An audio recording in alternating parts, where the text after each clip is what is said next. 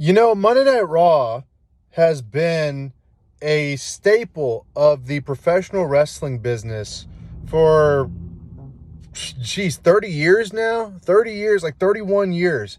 Monday Night Raw was sort of like, it is WWE's home show, right? It's Raw, it's SmackDown, and now like NXT is part of it. NXT's been a part of it for a long time, but like it was always Raw and SmackDown that solidified the mainstream professional wrestling sort of zeitgeist, right?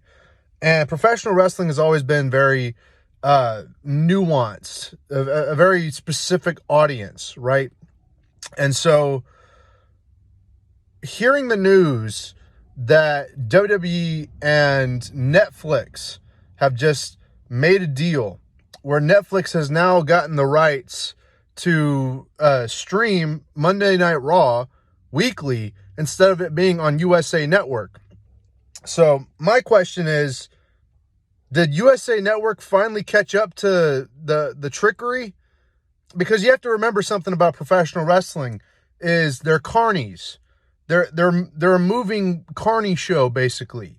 They're like, how the circus was a moving circus like 100-something years ago? Well, that's what WWE is now. They're carnies. And they were probably tricking out USA Network for the longest motherfucking time. And they finally caught up to them. And so, me as a wrestling fan, I don't like this. I don't like the idea that Netflix is the next place. I know that a lot of people are like, oh my God, it's exciting. Oh. I feel like this is a stupid business decision. In fact, it's really stupid the more you think about it. Because, one, y'all remember back in the day when WWE tried to be Netflix whenever they created the WWE Network? And they tried to make their own streaming service, right? Which actually sounds fucking awesome. It really did sound awesome. And I had it for a while. It was you got to watch the live events, pay-per-views, whatever. And it was what, $10 a month? It was a good deal. Unfortunately, that didn't last long for whatever reason. I guess they weren't making enough money. They found out first fucking hand that streaming services don't make any money. You pour a lot of money into streaming services and then you don't get as much in return because the budgets that you spend on creating content are not replenished with $10 subscriptions. And so then they moved to Peacock and I lost my old subscription for WWE Network. And I just stopped watching at that point.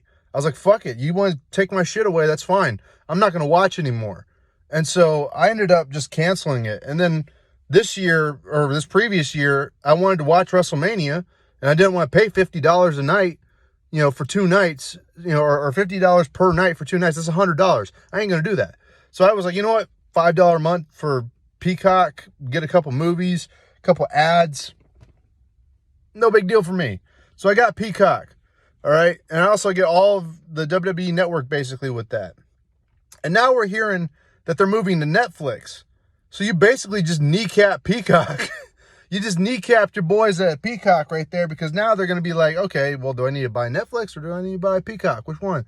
Well, now we're looking at possibly in the future Netflix replacing Peacock in this sort of area.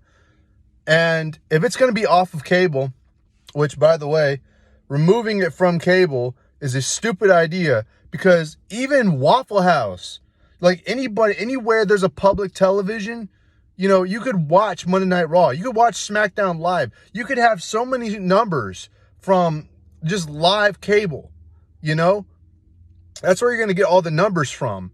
But now you're resorting to putting it on a streaming service, not just any streaming service. You could argue that, Netflix is probably still one of the streaming services that is holding up very well, but they've lost hundreds of thousands of subscribers just a couple years ago, probably still last year too. They lost so many subscribers. They've been losing money because this whole streaming bubble thing, that streaming bubble burst. We're looking at like things like Max and Paramount Plus starting to think about merging, Hulu and Disney Plus starting to merge. This is why I say you should invest in physical media, because whenever you subscribe to a streaming service, you don't own what they give you. You pay for the service, not for the movie. So buy some DVDs. That's why I would say go buy your old, WrestleMania DVDs, something like that. Go out there and start supporting that if you want some physical media to, keep yourself entertained. But dude, is WWE trying to be like hip and new here? Because they've been trying to do that shit for the longest time. They keep trying to do like TikToks and going on Twitter and like trying to be the next hip thing, right? And so you're trying to be with the kids. You know what would have been a good business decision now that USA Network has finally caught up to y'all's bullshit, basically? A good business decision would be not going on Netflix, because now not only are you asking your fans and your loyal customers to pay for more subscriptions, to pay to watch Monday Night Raw now, which is bullshit. You don't deserve that fucking money, according to me. Pay-per-views? Sure. Big events like WrestleMania? Sure. $50? Okay. I'll pay for that. Paying for a weekly show of Monday Night Raw? Go fuck yourself. 3 hours? 3 goddamn hours of Monday Night Raw? Go fuck yourself. Okay? I'm starting to miss Vince McMahon and the business side. I mean, not so much the booking side, but the business side. I'm missing Vince McMahon right now, because at least he wouldn't be doing this shit, or at least I hope he wouldn't be doing this shit. But basically, you're asking your fans to subscribe to Netflix, and there is no guarantee that the amount of people that would be watching your show on a weekly basis on USA would be subscribing to Netflix. You're taking a massive risk with that. That is not a guaranteed thing. If I were WWE right now, I would not put my shit on Netflix. I would actually just live stream it on YouTube, because you know where the kids actually are. You know where the hip next thing actually is. You know where this whole medium of entertainment has gone. It's right here. It's right here. It's in this camera. It's in this space. It's in this website. It's on YouTube. It's on the internet. You're not going to find it on streaming. People don't pay for streaming no more. They pirate that shit. They go out and they share links. This is why they lose money. It's because they spend so much and they're not getting it back. And you think that with all the production budgets of WWE that you're going to get all that shit back? I know that you're a billion, $trillion company, but you think this is really a good idea? I would say you keep a tight grasp on all those ticket sales, because that's what's going to keep you afloat. You keep a tight grasp on the merchandise sales, because the merchandise sales are really what's going to keep you afloat. You just kneecapped all of your audience. You are expecting your audience to now own Netflix when people have been canceling Netflix. People have been removing subscription services. You know why? Because the economy is trash. And I guess you could also guess why the economy is trash, because of a president that a lot of wrestlers endorsed. Okay? Another reason why I'm a little bit more edgy about this is because I used to train, not for very long, couple months, at Booker T's Reality of Wrestling, okay?